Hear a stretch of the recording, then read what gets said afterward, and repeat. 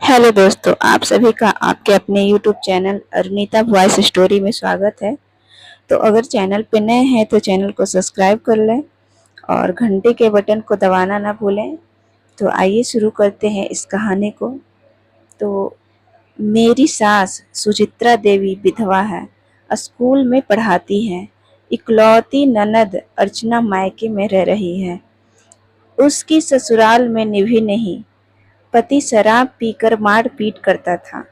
उसने तलाक लेने की प्रक्रिया शुरू कर रखी है। शिखा के देवर संजीव की शादी अपने बड़े भाई राजीव की शादी के 3 साल बाद हुई।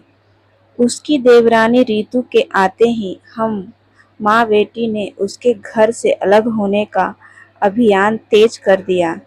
मुझे अपनी छोटी बेटी की सुंदरता पर नाज है। राजीव उसके रंग रूप का दीवाना है। शादी के साल भर बाद एक बेटे की मां बनने के बावजूद शिखा गजब की खूबसूरत नजर आती है। घर गृहस्थी तब पनपी जब मैं संयुक्त परिवार से अलग हुई। सच मन चाहे ढंग से जिंदगी जीने का अपना अलग ही मजा है। अपनी दोनों बेटियों की खुशियों को ध्यान में रखते हुए मैंने हमेशा चाहा कि वे भी जल्दी से जल्दी ससुराल से अलग होकर रहने लगे। मेरी बड़ी बेटी सविता ने अपनी शादी की पहली वर्षगांठ अपने फ्लैट में मनाई थी। उसकी नौकरी अच्छी है, इसलिए अलग होने में उसे ज्यादा दिक्कतों का सामना नहीं करना पड़ा। छोटी बेटी शिखा ज्यादा पढ़ी लिखी नहीं है। वह शादी से पहले एक कंपनी में रिसेप्शनिस्ट थी। अपनी सास व पति की इच्छा को ध्यान में रखकर उसने शादी के बाद नौकरी नहीं की। उसकी सास सुचित्रा देवी विधवा है और स्कूल में पढ़ाती है। इकलौती ननद अर्चना मायके में रह रही है। उसकी ससुराल में निभी नहीं। पति शराब पीकर मारपीट करता था। उसने तलाक लेने की प्रक्रिया शुरू कर रखी है।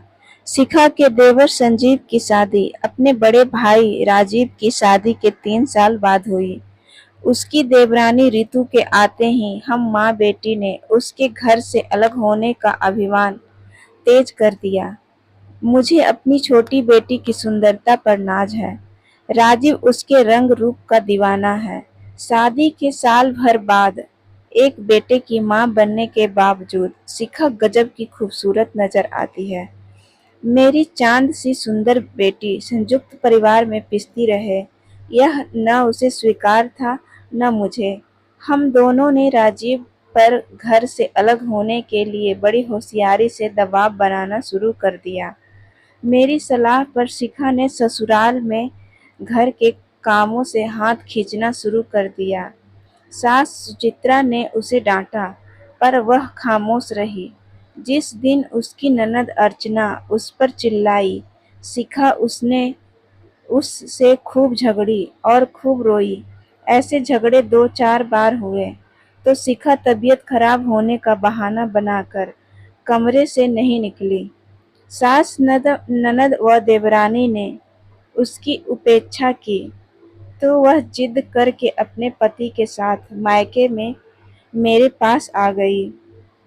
उसके यहाँ आने के बाद राजीव को किराए के मकान में अलग रहने के लिए राजी करना हम दोनों के लिए आसान हो गया।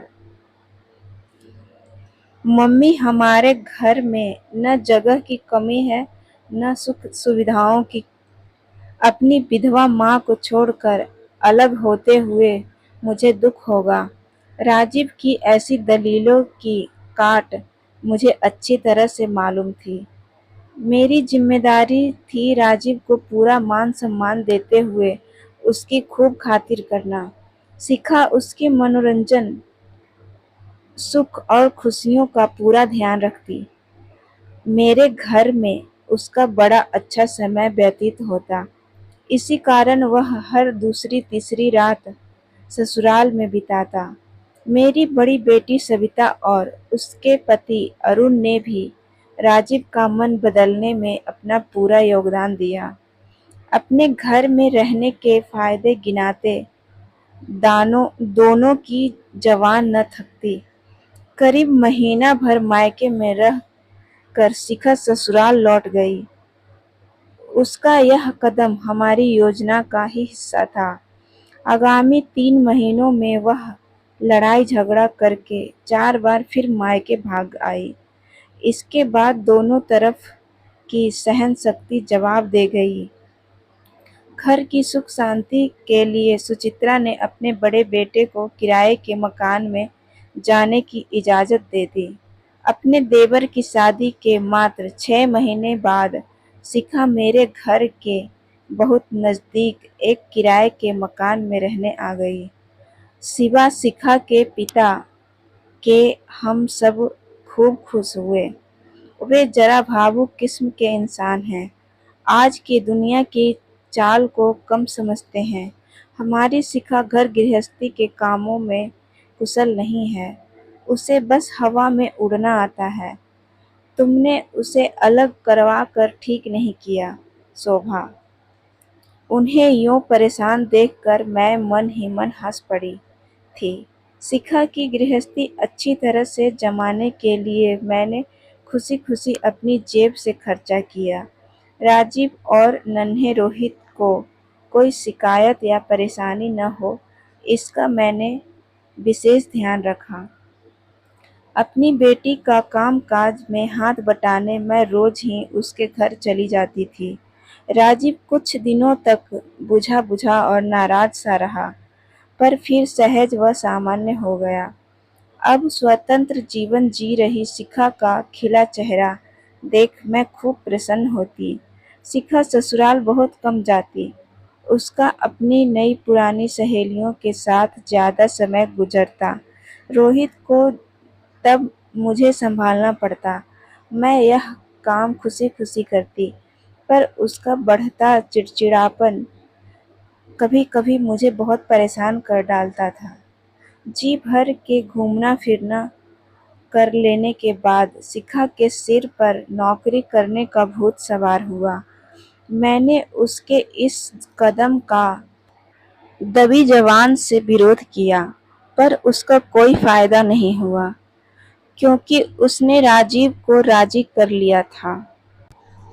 अपने आकर्षक व्यक्तित्व के कारण शिखा फिर से अपनी पुरानी कंपनी में रिसेप्शनिस्ट का पद पा गई।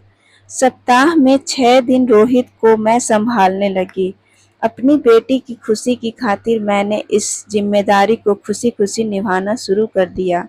मुझे लग रहा था कि मेरी छोटी बेटी की विवाहित जिंदगी में सब कुछ बढ़िया चल रहा है, पर मेरा यह अंदाजा रोहित के तीसरे जन्मदिन की पार्टी के दौरान गलत साबित हुआ।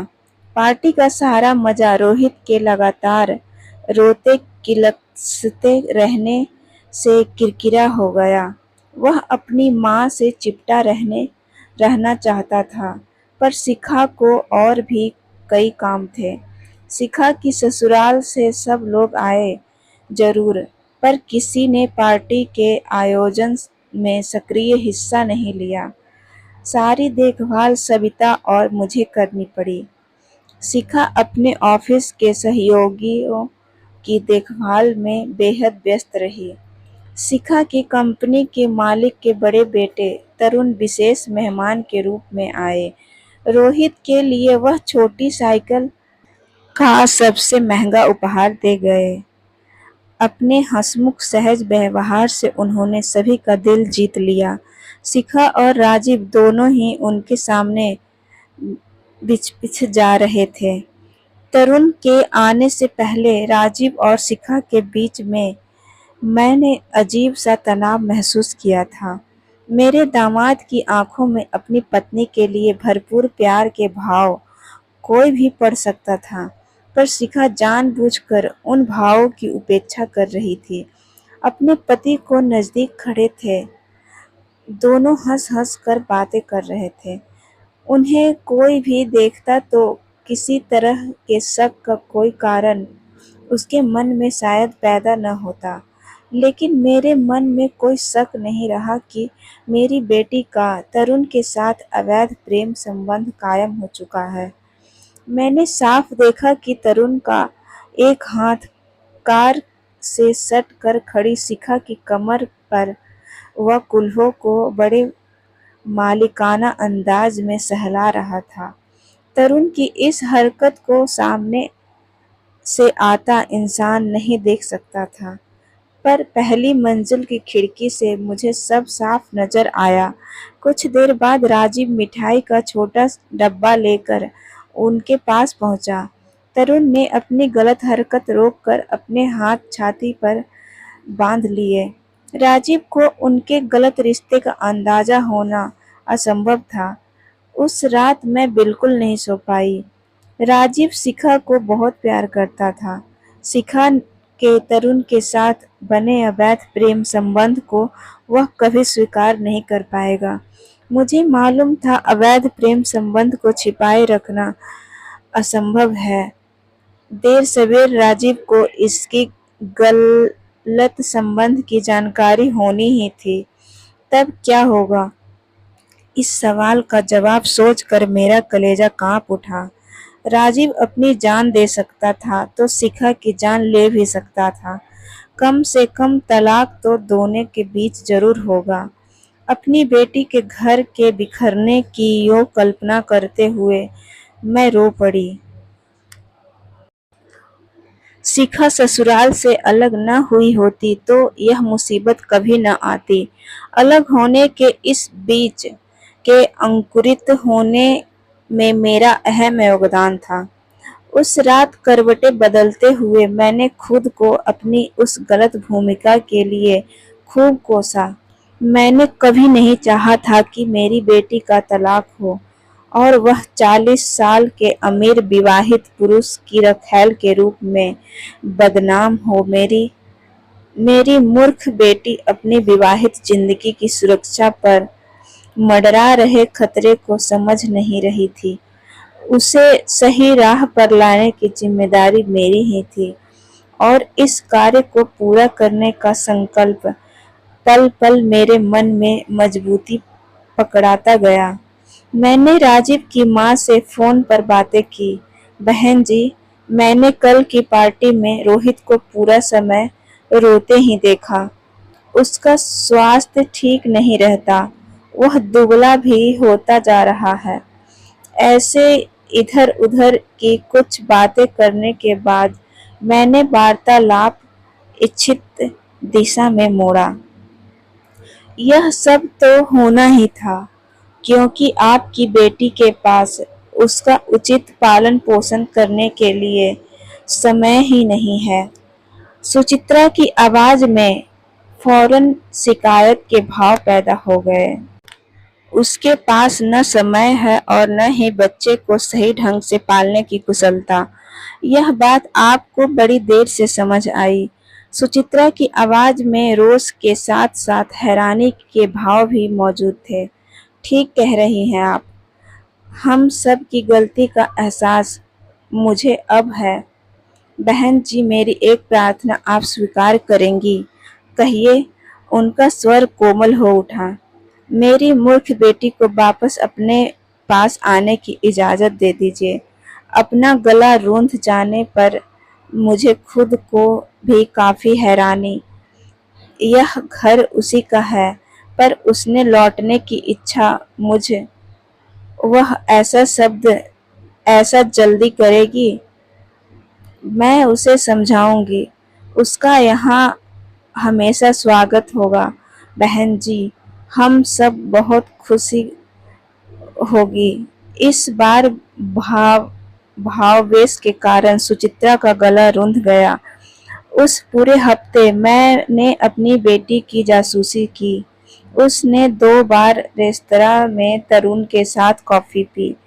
एक बार लंच के बाद छुट्टी करके शहर के बाहरी हिस्से में बने सिनेमा हॉल में फिल्म देखी। इन अवसरों पर तरुण उसे घर से दूर मुख्य सड़क पर कार से छोड़ गया।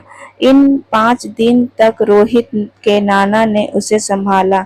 मेरे घर से गायब रहने की चर्चा शिखा या राजीव से हम दोनों ने बिल्कुल नहीं की। आगामी सोमवार की सुबह शिखा के ऑफिस जाने के बाद राजीव जब रोहित को मेरे घर छोड़ने आया तो मैंने उसे रोककर अपने पास बैठा लिया।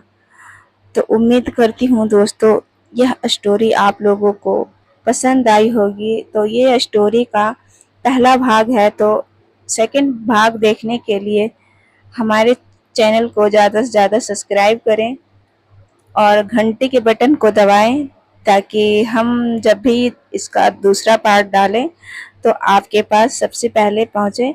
तो मिलते हैं नेक्स्ट वीडियो में दूसरा भाग में, तब तक के लिए नमस्कार।